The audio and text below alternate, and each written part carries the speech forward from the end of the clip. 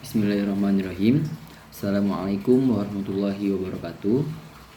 Alhamdulillahilladzi waqafa. Wassalatu wassalamu ala sayyidina Mustafa wa ala alihi siddiqi wal wafa. Pertama-tama, perkenalkan nama saya Muhammad Ragil Azikron dari program studi Pendidikan Agama Islam semester 2 dari kelas reguler C.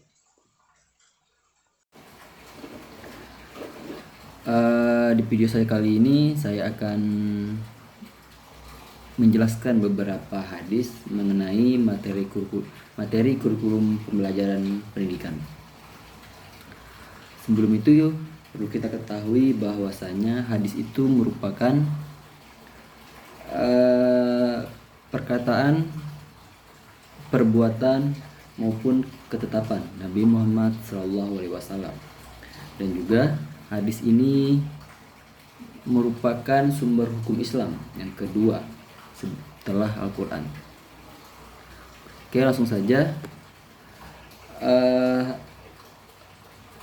Yang pertama itu hadis mengenai hadis kurikulum pembelajaran pendidikan.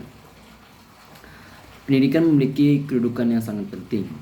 Kurikulum pembelajaran dalam pendidikan Islam tidak hanya berfokus pada ilmu pengetahuan umum, tapi juga membentuk akhlak, keimanan, ibadah, dan keterampilan hidup manusia.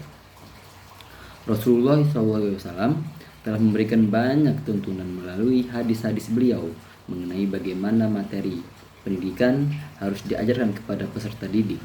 Materi pembelajaran dalam Islam bertujuan membentuk manusia yang berilmu, beriman, dan berakhlak mulia. Oke, langsung saja ke hadis yang pertama mengenai kewajiban menuntut ilmu,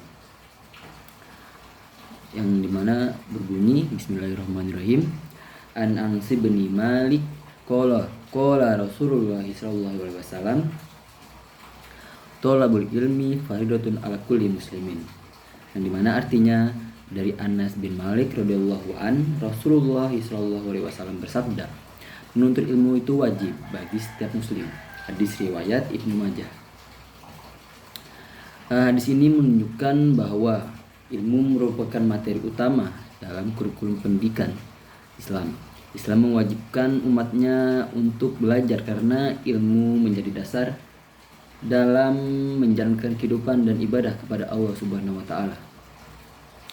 Di kurikulum pendidikan Islam ini terdapat beberapa pendidikan, mencakup beberapa pendidikan. Yang pertama kita membahas tentang pendidikan akhlak. Di kurikulum pendidikan ini, di kurikulum pendidikan Islam ini kita dapat mempelajari tentang pendidikan akhlak, pendidikan akidah, yang dimana kita dapat mempelajarinya tentang keimanan kepada Allah, malaikat, kitab, rasul, hari akhir, dan takdir. Akidah menjadi fondasi utama sebelum mempelajari ilmu lainnya. Yang kedua itu ada pendidikan ibadah. Di kurikulum pendidikan Islam ini materi pembelajarannya juga mencakup tata cara tentang sholat, puasa, zakat, haji, membaca Al-Quran, dan ibadah lainnya agar manusia mampu menjalankan syariat dengan benar. Yang ketiga itu ada pendidikan sosial dan kehidupan. Di hadis ini tidak membatasi ilmu hanya pada ilmu agama, tapi Islam juga mendorong pembelajaran ilmu pengetahuan, kesehatan, ekonomi, pertanian, teknologi, dan keterampilan hidup yang bermanfaat bagi masyarakat. Yang keempat itu ada pendidikan akhlak. Ilmu harus melahirkan akhlak yang baik. Orang berilmu dalam Islam tidak hanya cerdas, tetapi juga rendah hati, jujur, dan bermanfaat bagi orang lain. Relevansinya dengan pendidikan modern, dalam dunia pendidikan saat ini, hadis ini mengajarkan bahwa kurikulum tidak boleh hanya berorientasi pada nilai akademik. Pendidikan harus membentuk karakter dan spiritual peserta didik. Sekolah harus menyeimbangkan ilmu pengetahuan dengan pendidikan moral dan agama. Oke, di hadis yang ini, kurikulum pendidikan Islam tidak hanya mengajarkan tentang ilmu pengetahuan, tetapi juga membentuk karakteristik dan perilaku seorang peserta didik. Oke, kita lanjut ke hadis yang kedua mengenai tentang pendidikan akhlak, yang dimana bunyi hadisnya yaitu Bismillahirrahmanirrahim. An Abi Hurairah radhiyallahu an qala Rasulullah sallallahu alaihi wasallam, innama buistu liutamima makarimal akhlak, yang dimana artinya dari Abu Hurairah radhiyallahu an, Rasulullah sallallahu alaihi wasallam bersabda, sesungguhnya aku diutus untuk menyempurnakan akhlak yang mulia. Mengenai hadis ini kita dapat menegaskan bahwa materi akhlak merupakan inti kurikulum pendidikan Islam. Tujuan pendidikan bukan hanya mencetak orang pintar, tapi juga manusia yang memiliki perilaku mulia. Materi pendidikan akhlak ini mencakupi yang pertama itu ada akhlak kepada Allah Subhanahu wa taala. Di materi yang pertama ini akhlak kepada Allah. Kurikulum ini menjelaskan, mengajarkan kita juga tentang keikhlasan, bersyukur, tawakal dan ketaatan kepada Allah Subhanahu wa taala. Yang kedua itu ada akhlak kepada orang tua. Di Islam ini kita mengajarkan tentang hormat dan sopan santun kepada orang tua, berbakti kepada orang tua sebagaimana bagian dari pentingnya pendidikan karakter tentang di kurikulum pendidikan ini. Yang ketiga itu ada akhlak kepada guru. Gimana seorang perilaku siswanya kepada guru, itu ada pembelajaran di materi ini. Contohnya mendengarkan pelajaran dengan baik dan menjaga sopan santun dalam belajar. Bukan hanya di kelas tetapi juga di contohnya kita silaturahmi pas-pasan di jalan, itu juga kita harus sopan kepada guru. Yang keempat itu ada akhlak kepada sesama. Di materi keempat ini, pendidikan juga mengajarkan kejujuran, amanah, tolong menolong, kasih sayang dan toleransi. Di akhlak kepada sesama manusia ini kita juga diajarkannya gimana harus bersifat jujur, amanah, yang dimana apabila ada orang memberikan amanah kepada kita harus bisa menjaganya, dan juga harus tolong menolong sesama manusia dan kasih sayang dan toleransi. Bukan hanya toleransi agama, tetapi juga seperti ras, suku juga kita harus toleransi. Yang kelima itu ada akhlak terhadap lingkungan. Kurikulum Islam ini mengajarkan kita bagaimana kita menjaga kebersihan, merawat alam dan tidak merusak lingkungan. Oke, yang keempat ini akhlak terhadap lingkungan. Kita diajarkannya bagaimana perilaku kita tentang menjaga kebersihan di lingkungan, yang dimana berbunyi kebersihan itu sebagian dari iman.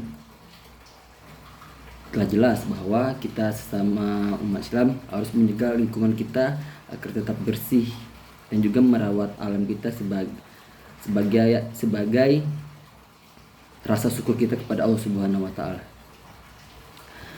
Relevansi dengan pendidikan modernnya itu tentang di sini yaitu saat ini banyak terjadi krisis moral di kalangan pelajar seperti bullying, kurang sopan santun dan penyalahgunaan media sosial.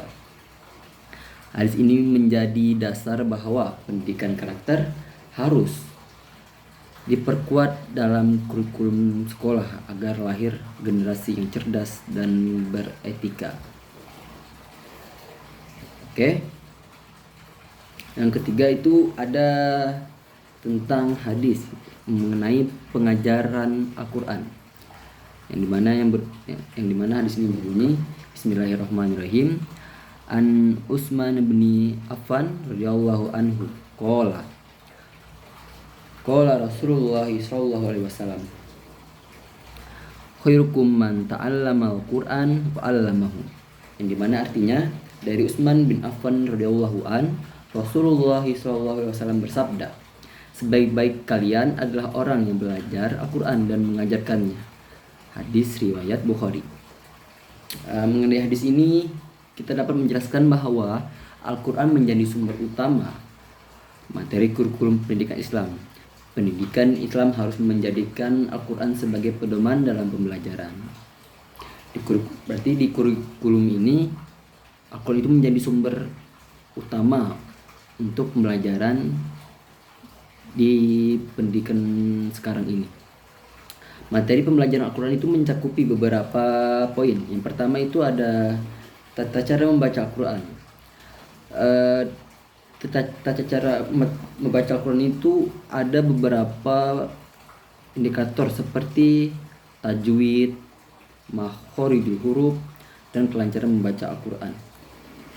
Di tajwid ini kita bisa mengetahui tentang bagaimana pembacaan dengan benar seperti hukum tajwidnya, seperti contohnya ada izhar, iqlab, dan mad wajib dan lain sebagainya.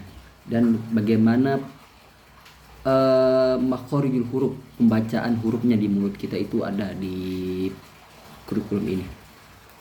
Menghafal Al-Quran. Yang kedua itu ada menghafal Al-Quran. Menghafal Al-Quran membantu menjaga kemurnian wahyu dan melatih kedisiplinan peserta didik. Di poin kedua ini kita dapat menjelaskan bahwa menghafal Al-Quran itu juga menjaga kemurnian hati kita sebagai seorang muslim, tidak emosian dan bersikap baik sesama manusia. Yang poin ketiga itu ada memahami isi Al-Quran. Pendidikan di kurikulum pendidikan ini tidak cukup hanya membaca, tetapi juga memahami tafsir dan kandungan ayatnya. Di poin ketiga ini saya menjelaskan bahwa di Al-Quran itu kita bisa mempelajari banyak ilmu-ilmu yang kita pelajari di Al-Quran itu, seperti kisah Nabi, kisah-kisah Rasul, bagaimana Isra Mi'rajnya Nabi Muhammad SAW, gimana tentang ibadah itu banyak kita pahami di Al-Quran ini. Yang keempat itu ada mengamalkan Al-Quran. Tujuan utama pembelajaran Al-Quran itu adalah penerapan nilai-nilai Al-Quran dalam kehidupan sehari-hari. Mengamalkan Al-Quran.